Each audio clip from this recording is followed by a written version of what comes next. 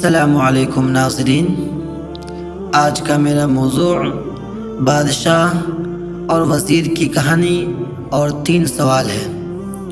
تو چلیے ویڈیو شروع کرتے ہیں، لیکن اس سے پہلے اگر آپ ہمارے چینل پر نئے ہیں اور آپ نے ابھی تک ہمارے چینل کو سبسکرائب نہیں کیا ہے تو سبسکرائب کر لیں تاکہ لیٹسٹ اپلوڈ ہونے والی ویڈیو سب سے پہلے آپ تک پہنچ سکے۔ تو چلیے ویڈیو شروع کرتے ہیں۔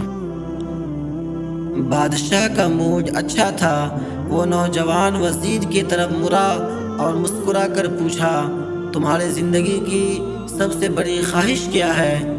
وزیر شرما گیا، اس نے منہ نیچے کر لیا۔ بادشاہ نے قہقہہ لگایا اور بولا، تم گھبراؤ مت، بس اپنی زندگی کی سب سے بڑی خواہش بتاؤ۔ وزیر گھٹنوں پر جھکا اور عاجزی سے بولا، حضور، آپ دنیا کی خوبصورت ترین سلطنت کے مالک ہیں۔ میں جب بھی یہ سلطنت دیکھتا ہوں تو میرے دل میں خواہش پیدا ہوتی ہے، اگر اس کا 10واں حصہ ہمیں مل جائے تو میں بہت خوش نصیب ہوں گا۔ اور وزیر خاموش ہو گیا۔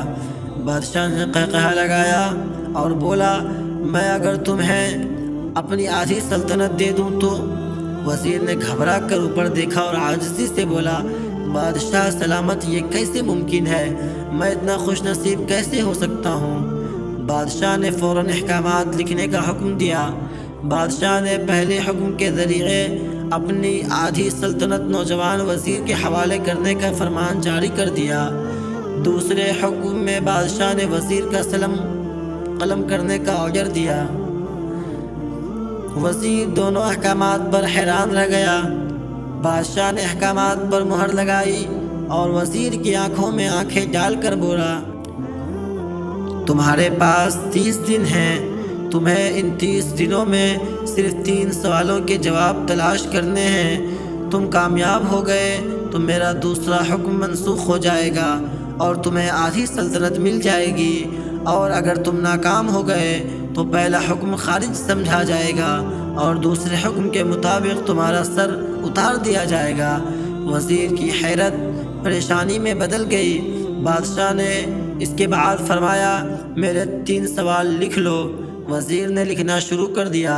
بادشاہ نے کہا، انسان کی زندگی کی سب سے بڑی سچائی کیا ہے؟ بادشاہ رکا اور پھر بولا، دوسرا سوال، انسان کی زندگی کا سب سے بڑا دھوکہ کیا ہے؟ بادشاہ پھر رکا اور بولا، میرا تیسرا سوال، انسان کے زندگی کی سب سے بڑی کمزوری کیا ہے؟ بادشاہ نے اس کے بعد نقارے پر چوٹ لگوائی، بآواز بلند فرمایا، تمہارا وقت شروع ہوتا ہے اب۔ وزیر نے دونوں پروانے اٹھائے اور دربار سے دوڑ لگا دی۔ اس نے اس شام ملک کے دانشور، ادیب، مفکر اور ذہین لوگ جمع کیے اور سوال ان کے سامنے رکھ دیے۔ ملک بھر کے دانشور ساری رات بحث کرتے رہے، لیکن وزیر نے دوسرے دن دانشور بڑھا دیے، لیکن نتیجہ وہی نکلا۔ وہ آنے والے دنوں میں لوگ بڑھاتا رہا، مگر اسے کوئی تسلی بخش جواب نہ مل سکا، یہاں تک کہ وہ مایوس ہو کر دارالحکومت سے باہر نکل گیا۔ وہ سوال اٹھا کر پورے ملک میں پھرا، مگر اسے کوئی تسلی بخش جواب نہ مل سکا۔ وہ مارا پھرتا رہا، شہر شہر، گاؤں گاؤں کی خاک چھانتا رہا۔ بادشاہی لباس پھٹ گیا، پگڑی ڈھیلی ہو کر گردن میں لٹک گئی، جوتے پھٹ گئے اور پاؤں میں چھالے پڑ گئے، یہاں تک کہ شرط کا آخری دن آ گیا۔ اگلے دن اس نے دربار میں پیش ہونا تھا۔ وزیر کو یقین تھا یہ اس کی زندگی کا آخری دن ہے، کل اس کی گردن کاٹ دی جائے گی اور جسم شہر کے مرکزی پل پر لٹکا دیا جائے گا۔ وہ مایوسی کے عالم میں دارالحکومت کی کچی آبادی میں پہنچ گیا۔ آبادی کے سرے پر ایک فقیر کی جھونپڑی تھی۔ وہ گرتا پڑتا اس کٹیا تک پہنچ گیا۔ فقیر سوکھی روٹی پانی میں ڈبو کر کھا رہا تھا، ساتھ ہی دودھ کا پیالہ پڑا تھا اور فقیر کا کتا شراب شراب کی آواز کے ساتھ دودھ پی رہا تھا۔ فقیر نے وزیر کی حالت دیکھی، قہقہہ لگایا اور بولا، جناب عالی، آپ صحیح جگہ پہنچے، آپ کے 3 سوالوں کے جواب میرے پاس ہیں۔ وزیر نے حیرت سے اس کی طرف دیکھا اور پوچھا، آپ کو کیسے پتہ چلا کہ میں کون ہوں اور میرا مسئلہ کیا ہے؟ فقیر نے سوکھی روٹی کے ٹکڑے چھاوے میں رکھے مسکرایا، اپنا بوریا اٹھایا اور وزیر سے کہا، یہ دیکھیے، آپ کو بات سمجھ میں آ جائے گی۔ وزیر نے جھک کر دیکھا، بوریے کے نیچے شاہی خلعت بچھی تھی۔ یہ وہ لباس تھا جو بادشاہ اپنے قریب ترین وزراء کو عنایت کرتا تھا۔ فقیر نے کہا، جناب عالی، میں بھی اس سلطنت کا وزیر ہوتا تھا۔ میں نے بھی ایک بار آپ کی طرح بادشاہ سے شرط لگانے کی غلطی کر لی تھی، نتیجہ آپ خود دیکھ لیجئے۔ فقیر نے اس کے بعد سوکھی روٹی کا ٹکڑا اٹھایا اور دوبارہ پانی میں ڈبو کر کھانے لگا۔ وزیر نے دکھی دلی سے پوچھا، کیا آپ بھی جواب تلاش نہیں کر سکے؟ فقیر نے قہقہہ لگایا اور جواب دیا، میرا کیس آپ سے مختلف تھا۔ میں نے جواب ڈھونڈ لیے تھے۔ میں نے بادشاہ کو جواب بتائے، آدھی سلطنت کا پروانہ پھاڑا، بادشاہ کو سلام کیا اور اس کٹیا میں آ کر بیٹھ گیا۔ میں اور میرا کتا دونوں مطمئن زندگی گزار رہے ہیں۔ وزیر کی حیرت بڑھ گئی، لیکن یہ سابق وزیر کی حماقت کے تجزیے کا وقت نہیں تھا، جواب معلوم کرنے کی گھڑی تھی۔ چنانچہ وزیر نے التجا کی، فقیر سے پوچھا کہ آپ ہمیں بتا دیجئے ان تینوں سوال کا جواب کہ کیا ہے؟ فقیر نے کہا، ہاں میں ضرور بتاؤں گا۔ میں پہلے 2 سوالوں کا جواب مفت دوں گا، لیکن تیسرے جواب کے لیے تمہیں قیمت ادا کرنی ہوگی۔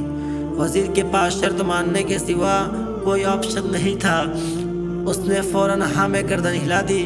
فقیر بولا، دنیا کی سب سے بڑی سچائی موت ہے۔ انسان کوئی بھی ہو، کچھ بھی ہو، اس سچائی سے نہیں بچ سکتا۔ فقیر رکا اور پھر بولا، انسان کے زندگی کا سب سے بڑا دھوکہ زندگی ہے۔ ہم میں سے ہر شخص زندگی کو دائمی سمجھ کر اس کے دھوکے میں آ جاتا ہے۔ فقیر کے دونوں جواب ناقابل تردید تھے۔ وزیر سرشار ہوا۔ اس نے اب تیسرے جواب کے لیے فقیر سے شرط پوچھی۔ فقیر نے قہقہہ لگایا، کتے کے سامنے سے دودھ کا پیالہ اٹھایا، وزیر کے ہاتھ میں دیا اور کہا، میں آپ کو تیسرے سوال کا جواب اس وقت تک نہیں دوں گا جب تک آپ یہ دودھ نہیں پیتے۔ وزیر کے ماتھے پر پسینہ آ گیا۔ اس نے نفرت سے پیالہ زمین پر رکھ دیا اور کسی قیمت پر کتے کا جھوٹا دودھ نہیں پینا چاہتا تھا۔ فقیر نے کندھے اچکائے اور کہا، تمہارے پاس 2 راستے ہیں، تم انکار کر دو اور شاہی جلاد کل تمہارا سر اتار دے، یا پھر تم یہ آدھا پاؤ دودھ پی جا اور تمہاری جان بچ جائے گی اور تم آدھی سلطنت کے مالک بھی بن جاؤ گے۔ فیصلہ بہرحال تمہیں ہی کرنا ہے۔ وزیر مخمصے میں پھنس گیا۔ ایک طرف زندگی اور آدھی سلطنت تھی، دوسری طرف کتے کا جھوٹا دودھ تھا۔ وہ سوچتا رہا یہاں تک کہ جان اور مال جیت گیا اور سیلف رسپیکٹ ہار گئی۔ وزیر نے پیالہ اٹھایا اور ایک ہی سانس میں دودھ پی گیا۔ فقیر نے قہقہہ لگایا اور بولا، میرے بچے، انسان کی سب سے بڑی کمزوری غرض ہوتی ہے۔ یہ اسے کتے کا جھوٹا دودھ تک پینے پر مجبور کر دیتی ہے، اور یہ وہ سچ ہے جس نے مجھے سلطنت کا پروانہ پھاڑ کر اس کٹیا میں بیٹھنے پر مجبور کر دیا تھا۔ میں جان گیا تھا کہ میں جوں زندگی کے دھوکے میں آؤں گا، میں موت کی سچائی کو فراموش کرتا جاؤں گا، اور میں موت کو جتنا فراموش کرتا رہوں گا، میں اتنا ہی غرض کے دلدل میں پھنستا جاؤں گا، اور مجھے روز اس دلدل میں سانس لینے کے لیے غرض کا غلیظ دودھ پینا پڑے گا۔ لہٰذا میرا مشورہ ہے، زندگی کے ان 3 حقیقتوں کو جان لو، تمہاری زندگی کی اچھی گزرنے لگے گی۔ وزیر خجالت، شرمندگی اور خود ترسی کا تحفہ لے کر فقیر کے کٹیا سے نکلا اور محل کی طرف چل پڑا۔ جو محل کے قریب پہنچتا جا رہا تھا، اس کے احساس شرمندگی میں اضافہ ہو رہا تھا، اس کے اندر ذلت کا احساس بڑھتا جا رہا تھا۔ وہ اس احساس کے ساتھ محل کے دروازے پر پہنچا، اس کے سینے میں خوفناک ٹس اٹھی، وہ گھوڑے سے گرا، لمبی ہچکی لی اور اس کی روح قفس عنصری سے پرواز کر گئی۔ ہمیں کسی دن کسی ٹھنڈی جگہ پر بیٹھ کر زندگی کے ان بنیادی سوالوں پر ضرور غور کرنا چاہیے۔ ہمیں یہ سوچنا چاہیے، ہم لوگ کہیں زندگی کے دھوکے میں آ کر غرض کے پیچھے تو نہیں بھاگ رہے ہیں، ہم لوگ کہیں موت کو فراموش تو نہیں کر بیٹھے۔ اگر ویڈیو اچھی لگی ہو تو لائک کریں، شیئر کریں اور سبسکرائب کریں تاکہ ایسے ہی مزیدار ویڈیو سب سے پہلے آپ تک پہنچ سکے۔ تو چلیے ویڈیو ختم کرتے ہیں، خدا حافظ۔